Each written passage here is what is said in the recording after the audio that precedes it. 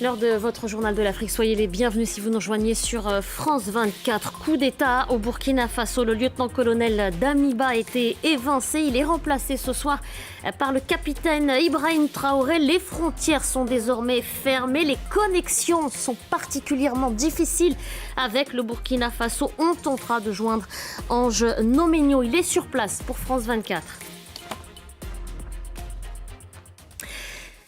Vous l'aurez compris, nous allons consacrer une large partie de cette édition à ce coup d'État confirmé au Burkina Faso. Le lieutenant-colonel Damiba est évincé du pouvoir après des heures d'incertitude. L'annonce a été faite à la télévision publique. Vous voyez ces images justement qui nous parviennent de la capitale. Le lieutenant-colonel Damiba n'est plus président de la transition. C'est le capitaine Ibrahim Traoré qui doit désormais le remplacer. Je vous propose d'écouter un extrait de cette annonce. Le lieutenant-colonel Paul-Henri Sandaogo Damiba est démis de ses fonctions de président du MPSR. 2. Le capitaine Traoré Ibrahim est nommé président du MPSR pour compter de ce jour. Khalidou, si toujours avec nous en plateau. Bonsoir Khalidou, journaliste à la rédaction de France 24. Vous avez vous-même été notre correspondant au Burkina Faso pendant plusieurs années. C'était peut-être qu'une question d'heure avant que cette annonce elle ne soit officiellement faite. Vous l'avez raconté tout au long de la journée. Il y a eu plusieurs tirs entendus aux abords du palais présidentiel dans la journée. Et puis cette annonce est finalement arrivée assez tard dans la soirée. C'est désormais chose faite, un coup d'État dans le coup d'État. Et c'est le capitaine Traoré qui est le nouvel homme fort du Burkina Faso ce soir. C'est ce qu'il faut comprendre ? Comme vous l'avez dit, Nabia, c'est un coup d'État dans le coup d'État. La journée a été très longue à Ouagadougou.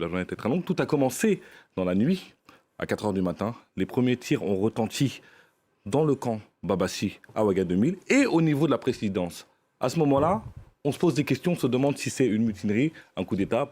Par le passé, les coups d'État se sont faits, certains très rapidement, d'autres ont pris plus de temps. Souvenez-vous, celui du 24 janvier 2022, Paul-Henri Sandaogo Damiba, celui qui a été putsché aujourd'hui, avait lui-même fait un coup d'État à l'ancien président Roch-Marc Christian Kaboré.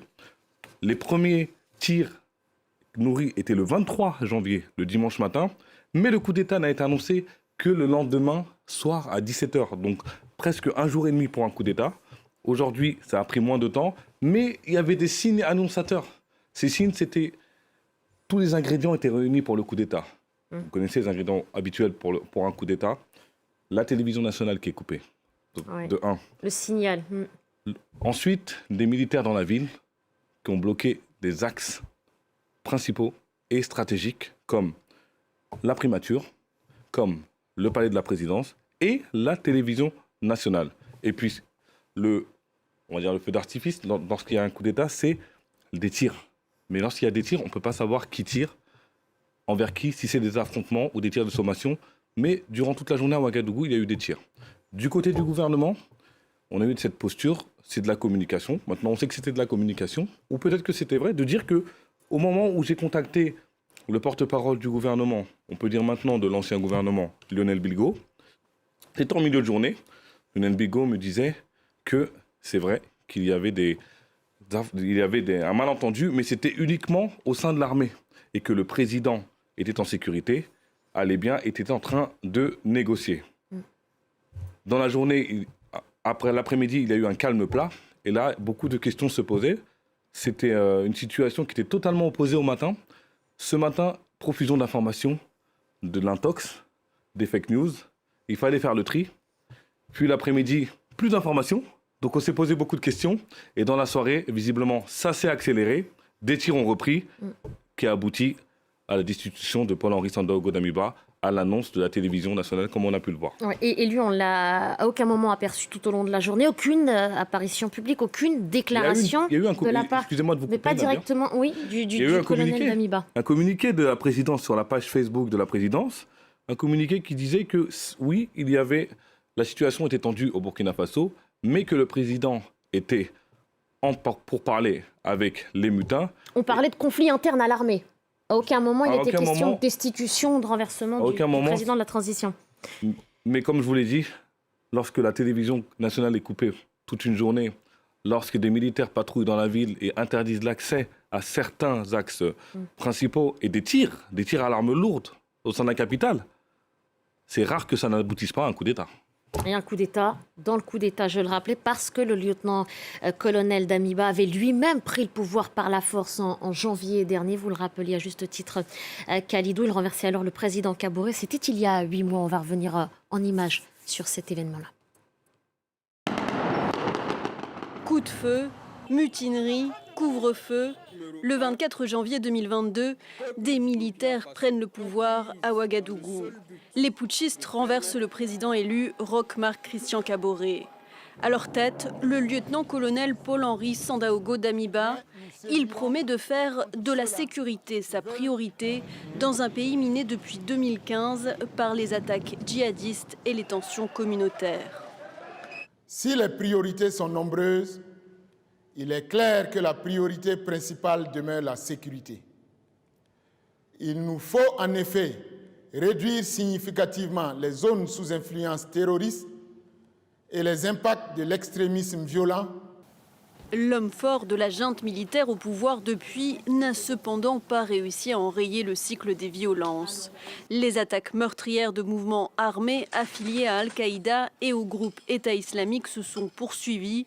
Elles ont fait des centaines de morts, aussi bien des civils que des militaires, et provoqué le déplacement de quelques 2 millions de personnes. Cette semaine encore, un convoi qui devait ravitailler en vivres la ville de Djibo a été attaqué par des djihadistes présumés. 11 soldats ont été tués, 28 personnes blessées et 50 civils sont toujours portés disparus selon le dernier bilan officiel. D'autres attaques ont particulièrement marqué l'opinion publique, comme le massacre de Seitenga en juin dernier, lors duquel au moins 86 civils ont été exécutés. Plusieurs villes du nord du pays sont même désormais soumises à des blocus de djihadistes qui font régulièrement sauter des ponts à la dynamite et attaquent des convois de ravitaillement. Selon l'ONG ACLED, le Burkina Faso est devenu depuis l'an dernier l'épicentre des violences dans le Sahel, avec plus d'attaques meurtrières qu'au Mali ou au Niger. Khalidou, on va revenir maintenant sur la situation actuelle et les développements de ces dernières heures. On sait que les frontières ont été fermées, on sait que les connexions sont particulièrement difficiles. On a nous-mêmes eu beaucoup de mal à joindre nos équipes sur place, nos envoyés spéciaux. Qu'est-ce qui peut se passer dans les prochaines heures? On a l'impression que c'est un huis clos là, qui est en train de se créer autour du pays. Les frontières sont fermées, comme vous l'avez dit. Les institutions sont suspendues. Dans les prochains jours, je pense qu'il faudra être attentif à la réaction de la CEDEAO. Parce que, vous l'avez vu, lors du premier coup d'État que Paul-Henri Sandaogo Damiba a fait le 24 janvier dernier, la CEDEAO a été un peu plus patiente et conciliante avec le Burkina Faso qu'avec le Mali, prenons l'exemple du Mali ou la Guinée. Mais là, c'est un coup d'État dans un coup d'État, comme ce qui s'est passé au Mali. C'est vrai que la CEDEAO avait donné quelques gages en juillet dernier. C'était hier. Exactement. Et là, on est dans une configuration d'un double coup d'État. La CEDEAO pourrait être beaucoup plus sévère, pourrait sanctionner le Burkina Faso. Dans les prochaines heures, il y aura une réaction de la CEDEAO qui n'a pas d'autre choix, et de l'Union africaine. Mais à part des mots, ce sera quoi? Ce sera une condamnation tout simplement et ça s'arrêtera là? Évidemment que la CEDEAO va condamner ce coup d'État. Un coup d'État n'est pas constitutionnel, il sera évidemment condamné par la CEDEAO. Mais pardon, mais ce ne sont que des mots. Est-ce qu'il peut y avoir des sanctions? Ça, c'est une autre histoire. Tout d'abord, je pense que la CEDEAO va envoyer des émissaires au Burkina Faso très rapidement, la semaine prochaine, pour rencontrer les putschistes et savoir leur motivation. Ensuite, pour avoir leur feuille de route, savoir s'ils vont redonner le pouvoir aux civils ou ils souhaitent s'installer dans une transition de je ne sais combien de mois. On va réécouter une nouvelle fois cette déclaration faite en direct à la télévision pour vous, téléspectateurs, si vous venez nous rejoindre il y a quelques minutes. Je vous rappelle donc cette actualité, ce principal titre de nos éditions de ce soir, coup d'État au Burkina Faso. Après plusieurs heures d'incertitude, une annonce a été faite ce soir à la télévision publique. Le colonel Damiba n'est plus le président de transition. Il est remplacé par le capitaine Ibrahim Traoré. Écoutez. Le lieutenant-colonel Paul-Henri Sandaogo Damiba est démis de ses fonctions de président du MPSR. 2. Le capitaine Traoré Ibrahim est nommé président du MPSR pour compter de ce jour. C'est un militaire, Khalidou, qui prend la place d'un autre militaire, le grade de capitaine pour Ibrahim Traoré, dont on a très peu d'informations, peu d'éléments sur son parcours, sur sa personnalité, sur ses motivations. Mais quand bien même, c'est un renversement, une trahison, si je peux me permettre ce mot, de l'intérieur, à l'intérieur même du corps militaire, celui qui était normalement aux ordres du lieutenant-colonel Damiba depuis plusieurs mois, depuis 8 mois en tous les cas. On va attendre de voir quelles sont les motivations de ce putschiste, mais on peut se poser la question si les derniers attentats qui ont touché sévèrement, que ce soit des civils et des militaires, que ce soit à Seitenga ou dernièrement, la semaine dernière, il y a eu un attentat en début de semaine, lundi, qui a fait à Djibo, sur la route de Djibo, qui a fait officiellement 11 morts et plusieurs blessés. Donc, on va attendre un peu de voir quelles sont les motivations des putschistes. Dans les prochaines heures, on aura plus de réponses. Merci Khalidou. Et puis Ange Nomenio est en direct avec nous. Bonsoir à vous Ange. La liaison a enfin été rétablie. Je rappelle que la connexion est particulièrement difficile ce soir avec Ouagadougou. Vous êtes arrivé sur place, Ange, avec le reste de l'équipe de France 24 il y a quelques heures. Qu'est-ce que vous avez constaté avant même cette annonce? Et puis ensuite, on reviendra évidemment sur cette déclaration.